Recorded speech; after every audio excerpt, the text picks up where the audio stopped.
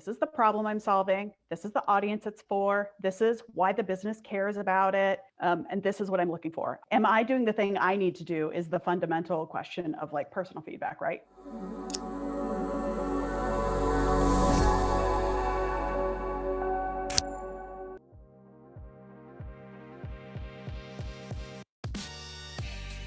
One of the most nerve-rattling parts of ending a workshop is knowing that you have to take all the ideas and insights that came from those sessions and present them back to senior leadership and your stakeholders to get their feedback. This is Facilitators Q&A. I'm Jay Malone with New Haircut, and in this episode, Alyssa Bain, who's the VP of User Experience at Forrester, is coming to talk with us about structuring those conversations, whether it's with senior leaders, outside stakeholders, or your customers, designing them so that you get exactly and precisely the specific feedback that you're looking for so you can get the information and approval you need and then move on into the work that follows. So join Alyssa and I as she unpacks the question, how can we redesign our conversations to get and give the feedback we're looking for?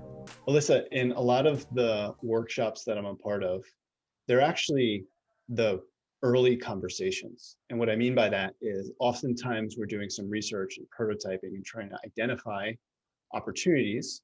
And afterward, the group is then asked to present what they found, to share the business case, to get feedback, feedback from customers, to get feedback from stakeholders and senior leaders. And a lot of the time that process is really bumpy. As a leader that's working with designers and facilitators and product folks, how can we make this process better? What are the challenges that you're finding? I think the big challenges are meetings where we leave without clarity around like the feedback. Meetings where the feedback is frankly not very helpful or on point. And probably meetings where the people who are soliciting the feedback, they didn't drive it to get the thing they're looking for, because they weren't very specific or prescriptive. So I have been to, gosh, probably feels like thousands, millions, bajillions of meetings where people are like, we're going to do feedback. Great. What are you looking for? Oh, just anything. Tell me whatever you want. And nobody wants that from me. I've been to meetings where in earlier in my career, I was like, yeah, give me whatever feedback. And they're like, you have some stuff in your teeth. Being prescriptive about what you're looking for. So if you are working on a specific problem or a specific interaction, it's okay to narrow the focus of the conversation and talk about, this is what I'm looking for today. We want to talk about this thing, this problem, this customer, this area of an experience, this part of the business case, this business requirement, this legal constraint. Getting confirmation about what those things are is really important. And I view that as probably the most important feedback. And frankly, it's a place where people probably don't spend enough time and they kind of take it for granted, because that's where all the misalignments come later. Oh, we weren't clear on our customer. Oh, we didn't agree on the customer, or the customer changed and we didn't communicate that to the larger group.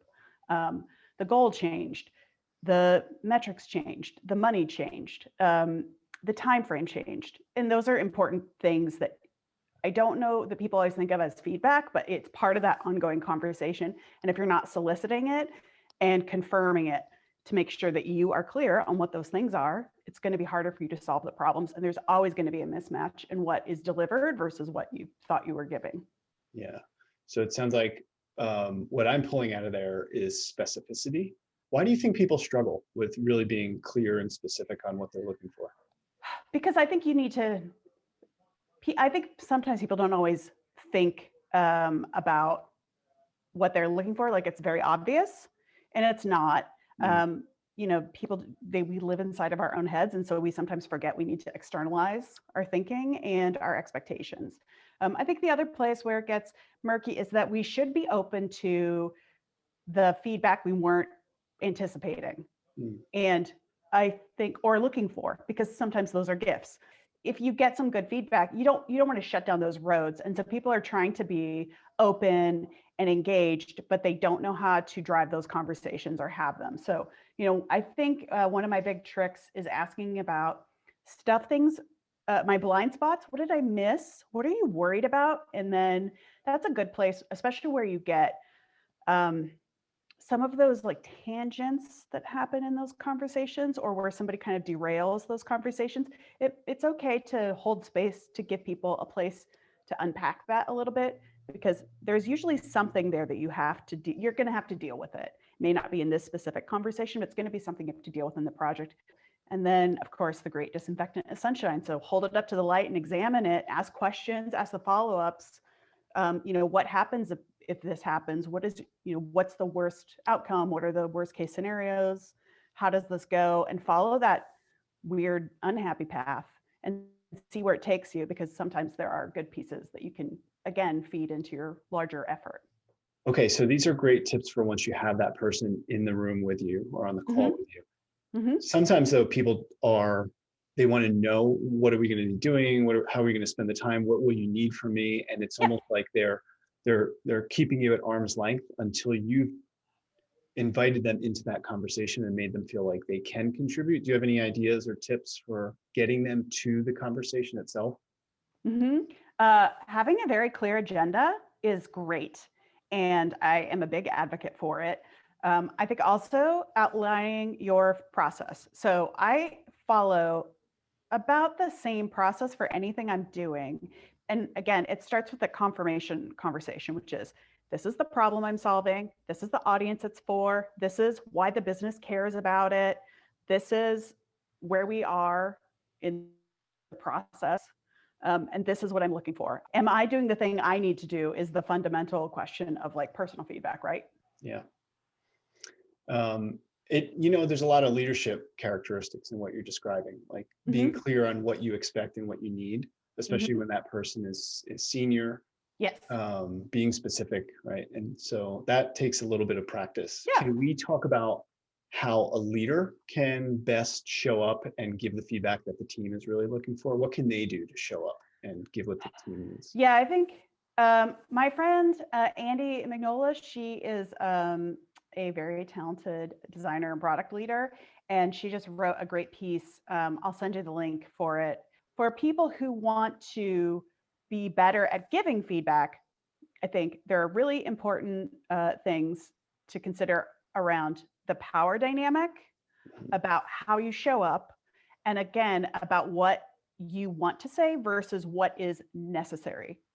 So a lot of times people show up and they want to give a piece of feedback that maybe isn't what people are looking for. It's not necessary that it's something they didn't want to hear, but I think you really have to interrogate, what is the purpose of the feedback I'm giving? Is it actually helping, or is it me, trying to one up somebody or look like the smart one or look like the boss? I think the biggest trap that leaders fall into from providing feedback perspective is thinking they have to say something because they're the boss. I never want to be that person, and I discourage my fellow leaders from being that person. I think I'm delighted if I don't have to say anything. If it happens, if other people the feedback is coming from other people, and the thing I can say is like, this is working. Let's move forward with it. These have been great, Alyssa. So what is the one golden nugget tip that you can give with the person that's closing their workshop, that's asking for feedback? What can they do next? I think it's great. It's always a good opportunity to confirm, like I said, and also to do a tiny bit of exploration, because some people are hesitant about giving feedback. So you might want to frame it around either asking for advice, asking about blind spots. What am I missing? Is there something I didn't see, or is there something you're worried about? So those are usually little handy tips and tricks. Yeah, perfect. Thank you so much, Alyssa. These were great tips. I hope that for the person watching, if you're leading these workshops, which is already stressful enough, I hope that Alyssa's tips to help you close and get the reflection and feedback you need from the team, from senior leaders. Hope these tips have been helpful for you. Thanks so much, Alyssa. Thank you.